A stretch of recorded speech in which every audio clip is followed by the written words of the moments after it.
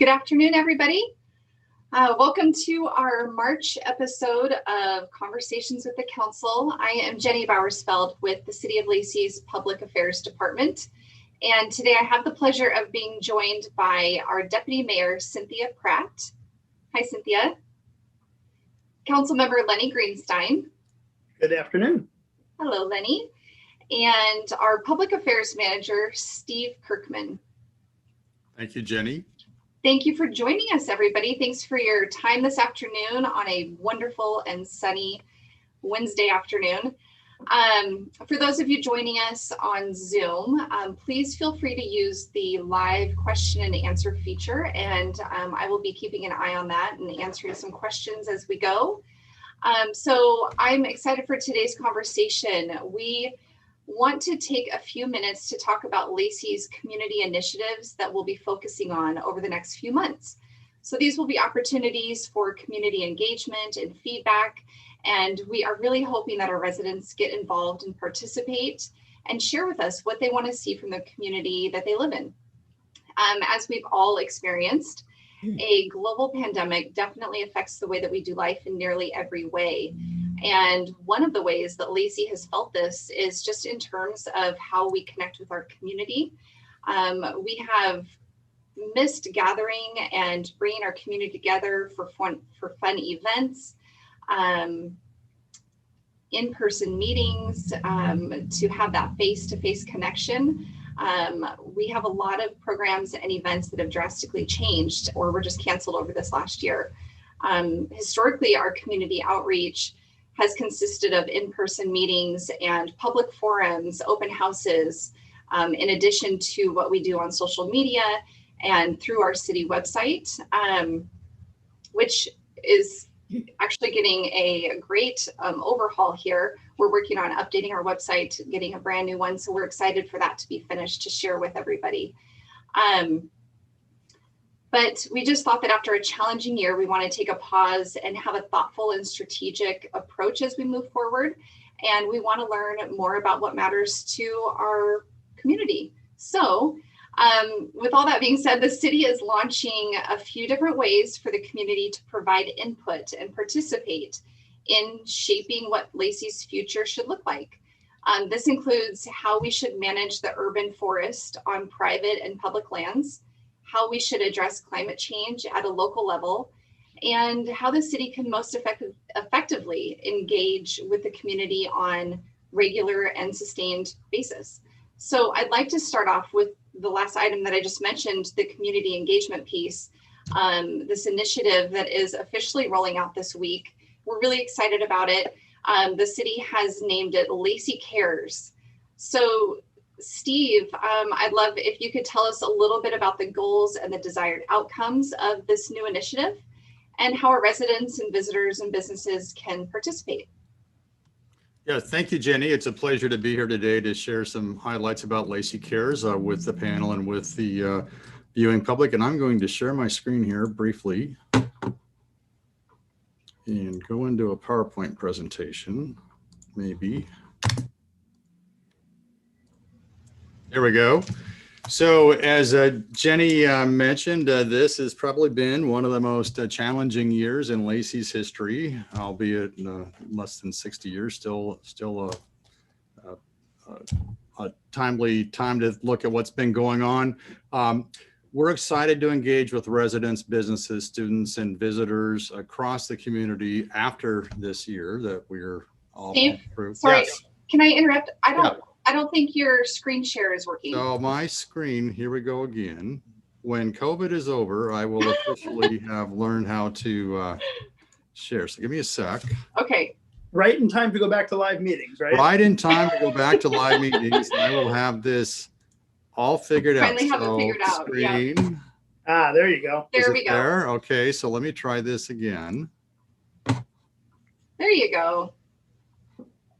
Okay, fantastic. Perfect.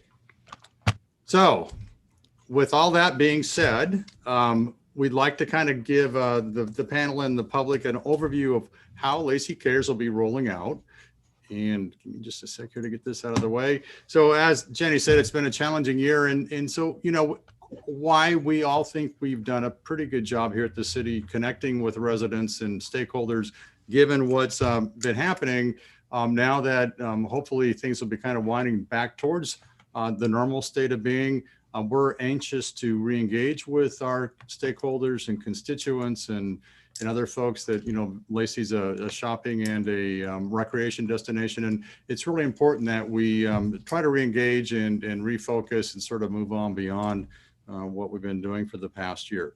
So, successful as it has been, given everything there, we're anxious and happy to be moving forward. So one of the first things that, like Jenny mentioned, is the Lacy Cares initiative, and that's actually rolling out in 3 phases. And the first phase, which actually just officially launched this week, is the lacycares.org website and a survey. So given what just happened with my Zoom, I'm not sure if this is going to be successful. So I will wait for Jenny to tell me she can see it. Are we looking at the website? Yep. Fantastic. Okay, so the learning curve is paying off there. So this is the site. It's been up just about a week now, and we're anxious to have the public take a look and interact with it. And the survey, we are working with Jason Robertson and Company as the principal consultant on the project. Jason's firm actually developed the site for us in cooperation with our staff, and Jason was a lead on helping us get the survey together. And he'll actually be charged with compiling the results of the survey and reporting back to council and staff and the public as the project rolls forward. So I want to just take a real quick minute and go down through the site itself, and then we'll jump over to the survey. So there's some background information and some really nice photography of the city taken primarily before COVID arrived. And then there's some info on how people can get involved, and then an overview of the 3 phases that we're looking at right now. And then a project timeline. And I want to pause on this for just a moment.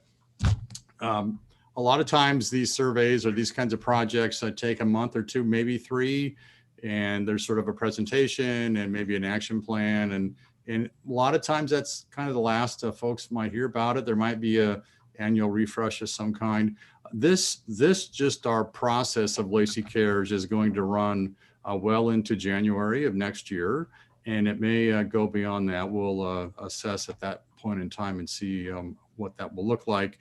And the point I'm trying to make is we want to make sure we take the time to do a really good, thorough job and are able to collect and articulate the results from the different interactions that we'll be going through with the city. So there's a place to actually share the survey through social media. There's a form to fill out to request a presentation. So all things are Zoom right now, but we're hopeful that towards the end of summer, early fall, things will loosen up a bit enough that we can kind of go back to the old model of, or at least integrate part of the old model of having community forums, meeting at a gymnasium in an elementary school in the evening, or at many of the retirement communities in their meeting rooms. So this forum would be where you'd say, yeah, we're interested. And that may end up being a Zoom presentation if we're still dealing with this several months down the road. If not, we will be happy to come and I'm sure several council members will to meet with your group or organization in person and talk about and answer questions about that. And as time rolls forward, we will have a document library here. The plans and the survey results and all that type of thing will be posted here and updated on a regular basis. So, 6 months from now, there should be a pretty substantial document library there for the public to peruse. And so I'm going to go back into the survey. And one of the first things you'll notice is that it's available in 5 languages, which we are very happy about. So in addition to English, we'll have Spanish, Chinese, Vietnamese, and Korean. And so the entire survey is all the questions are provided in those languages. All the answers can be provided in those languages, and we'll retranslate it back so Jason can compile the results and interpret the results. So we're excited about that. This is an open-ended survey versus a checkbox survey.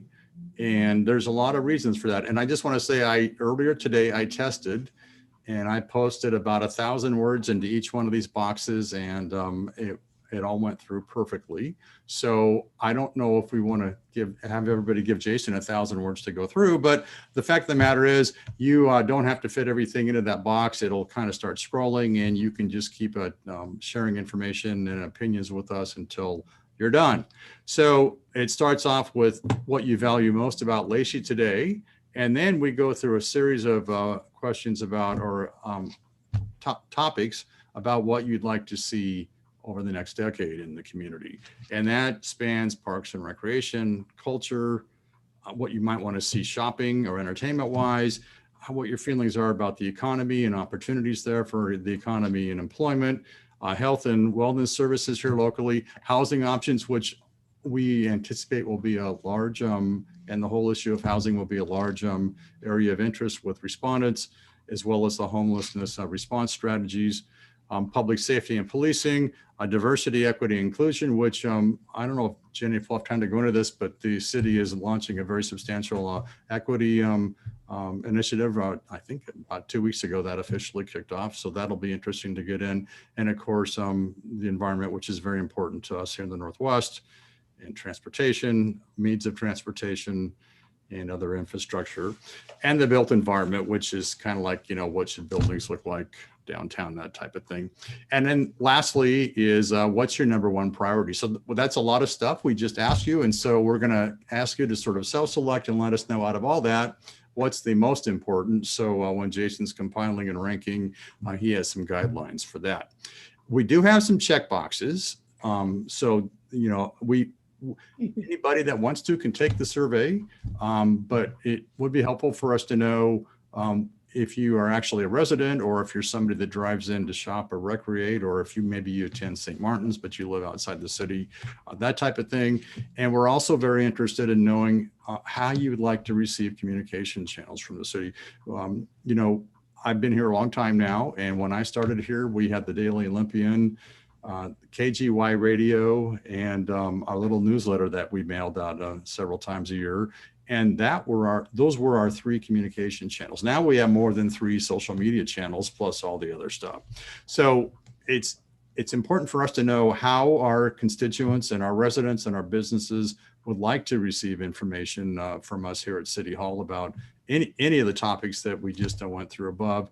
And so we'd ask that you check as many text boxes as you would see fit here to help guide us in that direction. And then finally, there's a box for any final insights. And then the very exciting piece to many folks is if you are willing to provide contact information on this screen, we will enter you into a drawing for one of 5 $250 gift certificates, which the drawing will be in late summer. And obviously we need at least some contact information so we can let you know if you were lucky enough to win one of the cards. So that's why we have that there. And quite frankly, if you provide an email address, we probably will be in the future as we roll out new versions or additions of the plan, or have follow-up questions, we will probably use that email address to reach out to you and connect. So that's the survey. So I'm going to now try to roll back into my presentation. Steve, yes. May I ask you 2 quick questions? Sure, absolutely. So what, I can't imagine it happening, but what if someone fills it out twice? And the second question is, will the address, name and stuff at the bottom for the wind be connected? I assume it's no, but be connected to the survey. So the first question is, and actually Jason Robertson, the consultant, and I talked about this at length. And now with folks, there is a way on the survey software to look at the IP number or the device ID and just say, okay, you've answered once, thanks very much, but we're not going to let you answer again. That's an option on setting the survey up. We chose not to do that and this is Jason's guidance, for a very good reason. Now with everybody sitting at home, you can have a family with several members and they're all using the same tablet or the same laptop or the same PC or whatever. And if we screen that way and said, oh, looks like we've already gotten something from this device or this address, you can't do it again. we want to let everybody have the opportunity to respond. So we're okay with that. And Jason is a guru on processing these things, and he'll be able to tell, we have some AI software and other things that'll help us with the analysis. He'll be able to pretty much tell how many came from the same household, which is a good thing. He'll also be able to tell if one person just answers 100 times. So we're not worried about that. It's a little extra lift for him to sort through and compile and analyze, but that's why we have him, because he knows how to do it. So we're not concerned about that. The second question, could you repeat that second part? Well, at the bottom, they fill in their name and address, and for the thing, it isn't attached, is it? So in other words, attaching the ID to the actual responses? Yes. Yeah. So, that's a really good question. And that's a question that we did not actually discuss. So I'm going to commit right now that we will not do that, that we'll break those apart. So, it will be anonymous, and we will likely reach out to you if you give us an email address and just say, here's another survey, or here's a workshop or an open house if you'd like to come. We'll do that. But as far as the answers to the questions, we will keep those broken apart. So people's privacy and opinions are sort of kept that way, private. Thank you. You're welcome. So I'm going to try to let me know if this thing is working. Good. Looks good. Are we good? Okay. Yep. So on phase 2, we will, Jason will go away for many weeks or a month or more, and sort through all of these open-ended questions and identify 7, 8, 9, 10 general areas of interest, and then compile all those areas of interest into buckets, and then do some analysis on that. So council and staff and stakeholders and folks that are coming back to read the survey reports can kind of see how that all, how many folks felt this way, and what the nature and the tone of their feelings were, and what the scale was as far as volume and those opinions. It's going to be a lot of work for Jason, but he has been doing this for a long time. And by asking open-ended questions and then just taking whatever people provide to us and analyzing it, he feels that we'll get the best reflection of what the public is thinking and wanting and sharing at that point in time. So he's completely comfortable with doing that, and he's probably one of the most talented people I've talked to about the processes. So that's going to be very interesting. And what will come out of that is we'll end up with 7, 8, or 9 areas that really struck a chord with the community. And those will become our primary areas of focus. There may be something where only one person mentioned one time. We'll have that in the reporting. We'll have that so, council and staff can consider it. But as we move forward into the next phase, we'll have to be able to pick priorities and have something to focus on. So that's how we're going to actually determine what our focus areas are.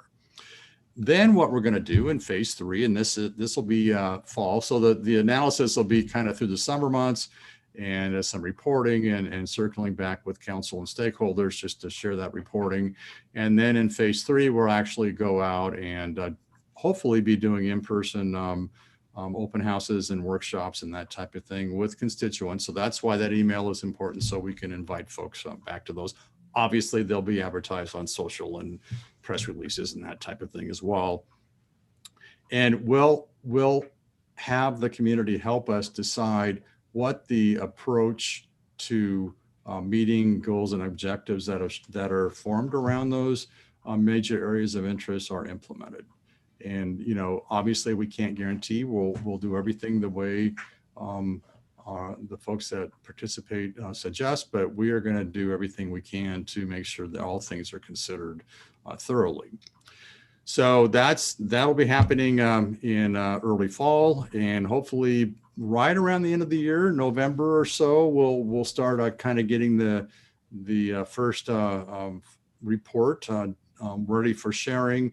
And then the community will be asked, okay, what's the phase after that? So remember on the timeline, we said we'll be going out at least into January of 2022 and perhaps beyond.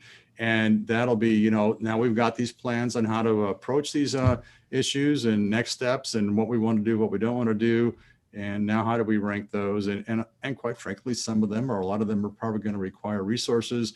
So if the community says we want to do this, one of the questions we're going to probably come back to the community with is, okay, how would you think would be an appropriate way to help finance this? So that'll be happening in fall or late fall, early winter.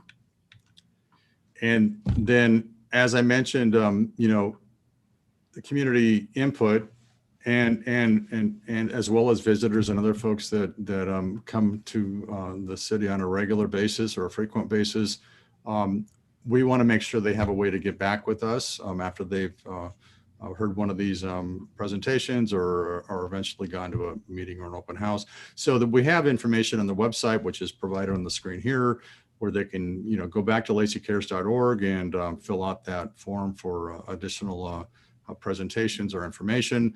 They can call us directly here at City Hall at 360-413-4387 during normal business hours, Monday through Friday. And we will have a person take that call and help them with whatever their question or needs are. And they can, of course, email us anytime at lacycares@ci.lacy.wa.us, and staff will be back with them as soon as possible to meet their needs as well. And I think I'm going to pause there. And Jenny, I can respond to questions from council and viewers now, or if you want to come back to that at the end.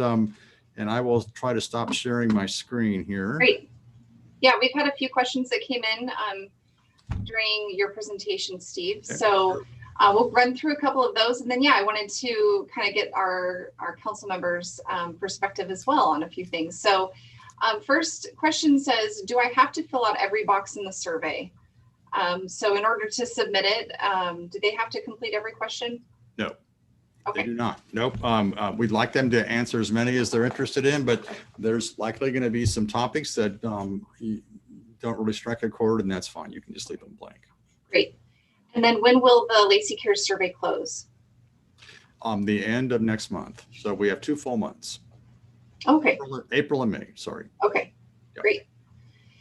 And then will there be fairly regular updates on the Lacy Cares phases moving forward? So for example, will the results of phase 1 be shared? Absolutely. So on the bottom of the webpage in that document library, as we have draft plans and survey result analysis and all those things, we'll be posting those there regularly. And in addition, and as I mentioned, you know, COVID, you know, kind of the variable here. So we can't say exactly how it's going to happen or look, but we absolutely intend to have some sort of workshop, work session, open house, or a combination of all of those with the public and all interested stakeholders to share results and kind of think about next steps. We just don't know what format that is going to be right now. We're hoping at least, I mean, there may be, I think Zoom probably is here to stay for all of us. But we hope to have a hybrid approach where at least, you know, part of it, we're back in the old in-person format. Great. Thank you. Somebody was asking, in addition to the translations that this survey was provided in, how else is the city reaching out to our diverse communities? So we are working on a email distribution list today, and we hope to have it go out later this afternoon or tomorrow. And the last count, it was about 900 emails, and we're still adding right now. Support staff are working on that. And we've done things like we've taken every social service agency in Thurston County that we can find current contact information for, and added those to the list. We've got a very long list of participants in the ethnic celebration that Lacy hosts every year. In fact, I think we just had a Zoom version of that about a week ago. Yeah, we did. Yep. And there are probably 150 organizations and clubs and groups and interested individuals on that list. So they will all be getting an email inviting them to take the survey in the next day or two. We've also reached out and harvested emails from clubs that are willing to share them. For instance, the Chamber of Commerce, some of the Rotary clubs, that type of thing. Some of those groups will be just sending to the officers or the person that kind of runs the group. Other ones will be sort of digging down into the group membership itself and reaching out to them directly if the groups share that information with us. We're working with the school district, and we'll be connecting with St. Martin's College to get out into the edge, as well as SPSCC to get into the educational environment. Great. And there's several more that I'm not thinking of right now, but we're trying to be as extensive and thorough as we possibly can. Thank you. Yeah, I think that's. I would add to that as council members, I know myself, I'm sure many of the other council members, and I'm sure staff as well, are doing everything we can to share the information. So, for instance, I pushed it out on my personal Facebook page, and I'm sure other council members will be doing that. And just any way we can get it out, the information out to the public. You know, any of you out there in the public, feel free to share the information as well. The more input we get, the better the results will be, and the more informative it will be as to what the people of Lacy really want. Right. Absolutely. And I think that's great that we are taking the strides to reach right. The just diverse community members that we have. I mean, you know, we have. Right. We have. And if I could just add quickly, and I just didn't do that earlier, we'll be coming back as we move into phase 2 and phase 3 with follow-up surveys, and probably at least one of them will be very similar to this and open-ended. Anybody can take it. And then we'll be really drilling down with scientific surveys, which means they're highly controlled, and the level of error is as small as we can make it, and get really hard and fast data and statistics on opinions. So, you know, just letting folks know that in the future, you may get a call from a Lacy staffer or from a research firm, professional research firm, identifying themselves as a Lacy consultant working on Lacy Cares and asking you more detailed questions. Of course, that's all voluntary, but I guess we just want people to know that that's going to be in future phases, and we hope to have participation in that as well. Great. So I have just a few questions for our council members, just to get kind of an elected official's perspective.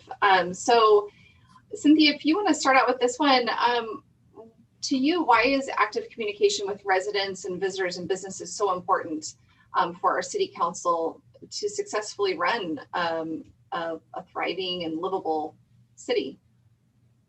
Well, we've been elected to represent our community and city, and I'm unmuted. Yeah. I usually forget. It's good to double check. But you know, we just can't do that unless we hear from them. It's one thing saying that's what I want for a city, but it's quite another to hear from everybody else and do what they want as best we can. And so I really would want to hear from our community, because I want them to love living and working and visiting Lacy, and to be able to do that, I've got to hear from them. So I want to make them really love the city. Yeah. I would just add to that, you know, one of the struggles we have, and I think we've all struggled with it as long as we've been on council, and I'm sure all councils before us, is actually getting that input. You know, we do a lot of the work that we do on behalf of the residents based on what we think the residents want us to do, right? As elected members of the council and the staff of the city both, we work for the people of Lacy. That's who we work for. If we don't know what they want and we're guessing, we're not going to get it right every time. You know, so it's important that we hear from people, and it's a struggle, and it has been since the beginning of time. People tend to only let us know when there's something wrong, when there's a problem, when there's something that we're dealing with really strongly affects their life.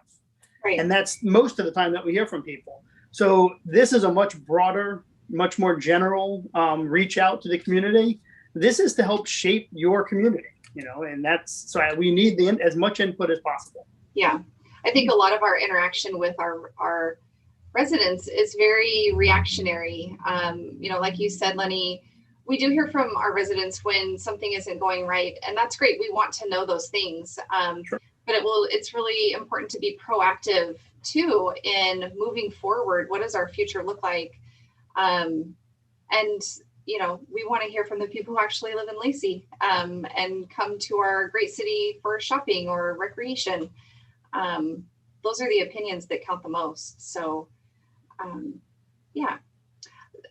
So I also wanted to ask Lenny, if you want to talk about this one. So with the onset of the pandemic, I imagine that a lot of the customary methods of interacting with residents for you as a council perspective, and businesses, that it's no longer feasible. Hopefully we're moving back towards that way a little bit, but how have things changed for you since early 2020? Dramatically. I mean, Yeah. for us and for everyone, right? I mean, everyone in the country and for that matter, the world. Never thought that my primary way of talking to people and communicating with people would be on Zoom meetings. Right. I'm kind of old school. I'm a get out and meet people, shake hands. I'm a guy who during his campaign knocks on every door because I want to see people. I want to talk to people. You go to the events that we have as a city and you want to meet people and really talk to them. Obviously, that just hasn't been possible for the last year. But on the positive side, we've actually had more interaction in some ways. We've had more people attending our council meetings than ever before. Mm-hmm. And I think a lot of that's because it's so much easier. You can do it from your living room, right? You don't have to come to the council chambers to do that. Right. And I think long term, the whole way we communicate is going to change. I think we're going to, hopefully in the near future, we'll be back to live meetings and getting together at City Hall to be able to have a meeting. But I think we're always now going to have some of this as well. I think there's always going to be a way for you to electronically communicate with us. I encourage people all the time, email us, call us. I mean, all of our emails are public information.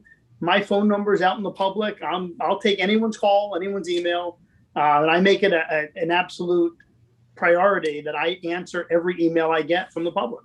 And I think most of our council members try to do that. So, you should always feel free to reach out to us and to staff. I have had, I've had a few calls, I've had emails certainly and stuff, and that's really good. But in the past, like Councilmember Greenstein, I actually went out and met with people, over coffee and whatever else, and that hasn't been possible. And last year, I did cut a few ribbons, but we had to space ourselves and wear masks and those kinds of things. And they were really minimal amounts of time I've spent with the public, which is sad. But I agree with Lenny. I think we've had more people engaged over either social media or our council meetings. I'm really good that it's the council meetings. Mm-hmm. And I think there's some way we could do some kind of a hybrid or something from now on. Yeah. And that kind of sorry. No, go ahead, Lenny. I was going to say my home coffee pot's gotten a real workout. I normally go out to coffee shops to have my coffee a lot because I want to be out there. I want to see people. I want to meet people and talk to them.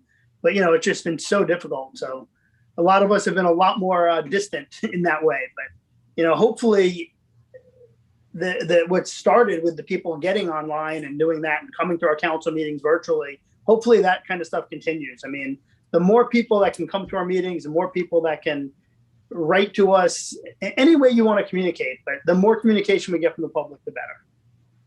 Yeah, I definitely see, I'm hopeful that we are making the transition soon, within the next few months to some in-person meetings. That would be really wonderful. Like you both spoke to, I think it's encouraging to see the number of people who have been attending or watching our council meetings. So I think it's very likely that the city will be able to continue, things like that, and even continue, conversations with the council. This was created at the beginning of the pandemic as a way to still connect with our community members and to provide information and update them on projects or, the different things that we are trying to do as a city. So I I can still see, this continuing as well, even after things start to open up. So it's a convenient way for people to just, hop onto Zoom or hop onto Facebook or, any of the different platforms that it's being streamed through and listen as they're maybe, finishing up their workday or driving in the car. So yeah, I definitely think there's been a lot of hardships that have come out of this pandemic, but there's been some positives too, for sure. So I was going to ask you both too, have you both taken the survey yet? And if so, what was your experience with it? I have. You do have to allow a little time because the answers are not multiple choices. And so but I understand the city really wants to hear from us directly. So you do have to think about it. But I actually felt kind of good when I did it in the long run, even though I had to kind of walk away a few times, kind of saying, oh, I've got to just kind of stretch or something. But I really like not having to just choose what the city assumes are answers, that they wanted to get my opinion. Yeah. And it didn't take that long. I mean, but you panic a little bit because you're so used to multiple choices. Right. So I don't want to make people to feel like that's awful. It's a good thing, to say, oh, they want to hear from me. I don't have to choose something else.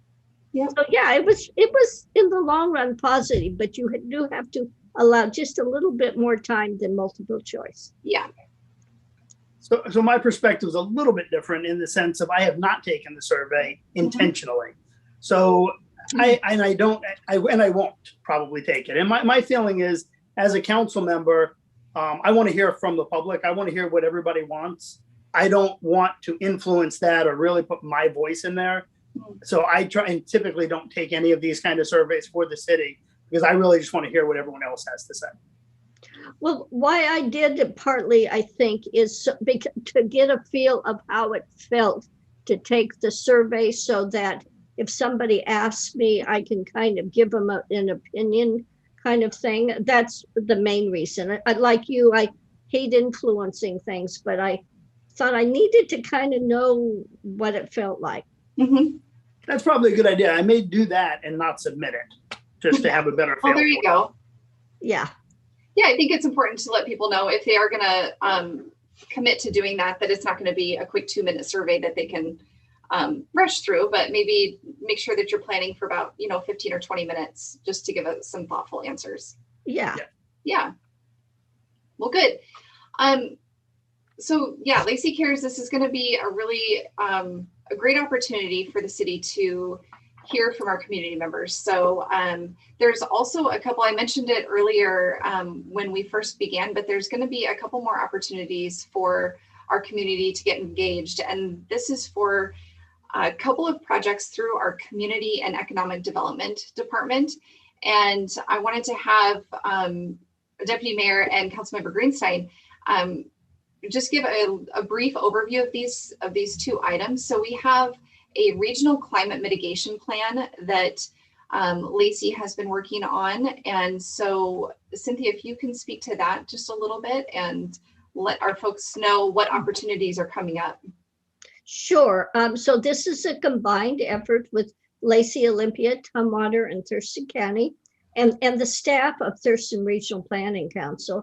And this plan describes strategies and actions we can take to reduce our greenhouse gas emissions that contribute to climate change. As you know, climate change is already affecting our community with impacts such as hotter summers, wildfire smoke. Remember how awful it was last year, and flooding. And also, a lot of our trees, being a tree city, are starting to be impacted with drought and disease. So we want to hear from the community for what specific actions we should take locally to reach our climate targets. And there's a short survey that will be available to take all during the month of April on the city website.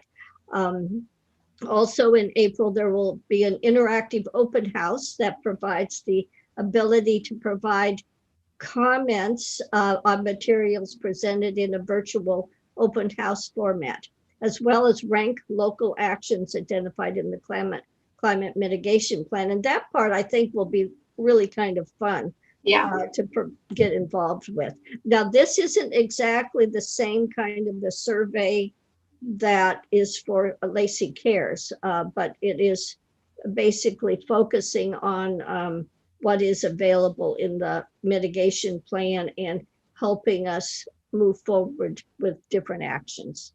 Great. And I believe that this virtual open house that's going to be available in April is very similar to what we did for our homelessness action plan as well. And so there will be some, breakout rooms and information available in that virtual open house. And then you can take the survey and give your feedback. So it should be a good opportunity for folks to get involved in our, just the approach that the city should be taking to combat climate change. So I'm hoping that people will also share that as much as possible, so it gets out to as many people as possible. Absolutely. And folks can get more information if they need through our Community and Economic Development Department too. In addition to this, kind of goes along with it, but we are updating our urban forest management plan. And so Lenny, if you want to speak to that just a little bit, give our viewers some information on that. Yeah, absolutely. So it's, as many probably know, we're a Tree City USA and have been for the last 29 consecutive years. So the trees in Lacie are important to the community. I mean, I hear from people all the time how much they love the trees in Lacie, right? So it's important to people. And for that reason, we want your input. Again, another survey. So we're going to ask you again to please complete the survey to give us guidance again on what you want to see done with our trees. The trees are important for multiple reasons. Obviously, they beautify the city. They're important as part of the climate mitigation.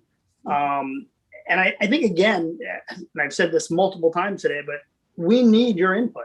Whether we're talking about the climate mitigation plan, which obviously there's many different viewpoints on climate and climate change and all of that in our community. If we don't hear from you, we wind up making our decisions based on those few people we do hear from. So if you have opinions that may differ from the vast majority or, whatever it is, make sure you're heard. And the only way to do that is to actually reach out and do these surveys. As far as the urban forest management plan, it was last updated in 2013. So it's due, right? It's time for us to get an update on it. And to do that, you can get to I believe the survey is available through the city's website. Yeah. And there'll also then be virtual open house. And we're going to go through the typical, do everything we can to reach out in the COVID world. So, again, just need your input, need you to reach out, need you to answer the survey and help us determine how we should be managing our forests. Yeah, great. I think it's important too to recognize that growth is imminent. We've seen Lacie grow a lot, and the city looks very different than it did 10 to 15 years ago. And with that development comes less trees.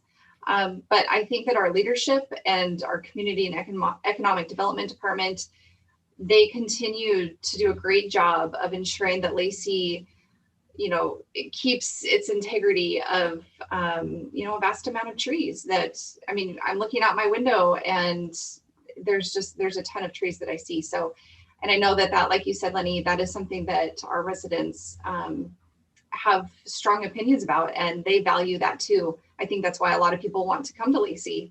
We are a beautiful city, and trees make up a lot of that. So it's true. We hear from the public a lot regarding trees, and the people of Lacie love our trees. I mean, and again, it's one of the things that brings people here, right? It is a beautiful city, and none of us want to lose that.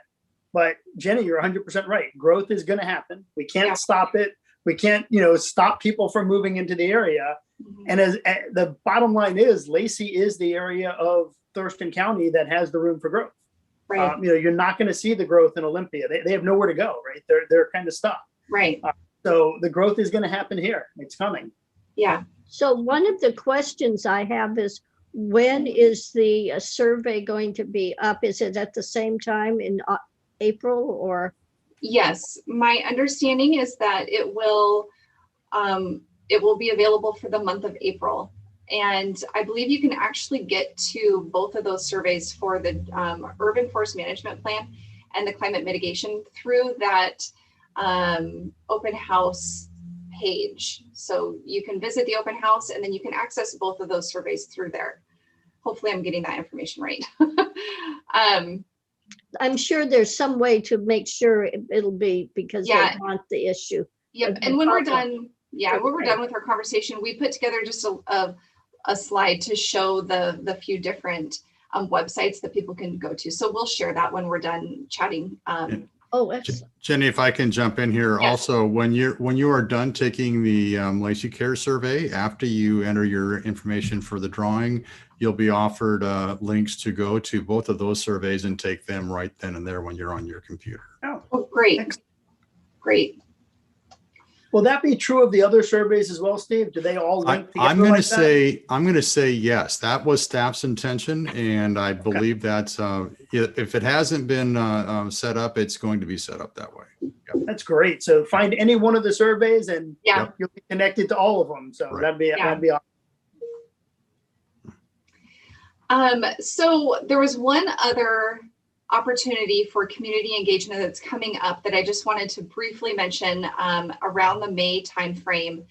We're going to begin talking about future planning for the Cuyo Community Park. And for those who don't know where that is, it's about 400, it's just over 400 acres of undeveloped parkland located in the northern part of our city's urban growth area. So stay tuned for more information on that, but this is a great piece of property.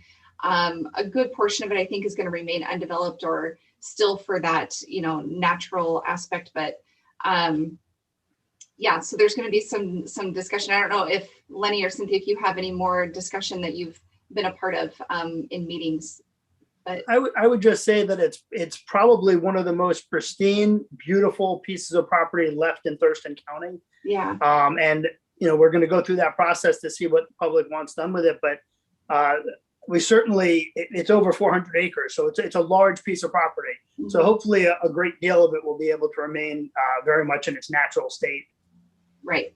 With easy passive type of recreation if we do something with it. Yeah. It actually was bought because we're protecting Woodland Creek. Right. And it helped to the shellfish beds outside of in the estuary. So it was a environmental purchase to begin with, but we hope to do something with it that is to remain, as Lenny said, pristine as much as possible. Mm-hmm. And it's named after one of our great city leaders that, managed this city for, I believe Greg was here for 24 years. Yeah. So, Yep. Named after our an old city important manager. legacy. Yes. Yes. And I was actually just notified that the Cuyo Park open house is going to be on May 12th through Zoom. Great. Yeah. Oh, good. Yeah. So save that date on your calendar. But yeah, we're just really hoping that we get some great engagement from everybody in our community on these initiatives. It's super important that the city moves forward into the future in a way that makes our residents and businesses proud to be a part of Lacie. And we can only do that if we hear back from our residents. So please take the survey and encourage others to do so.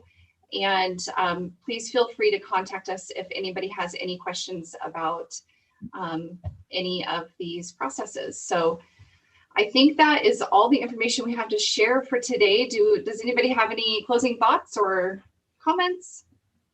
I would just say, we very much as a city council and as a city staff both really want to be proactive in helping to shape this city and make sure that it is a great place to live, work, and play.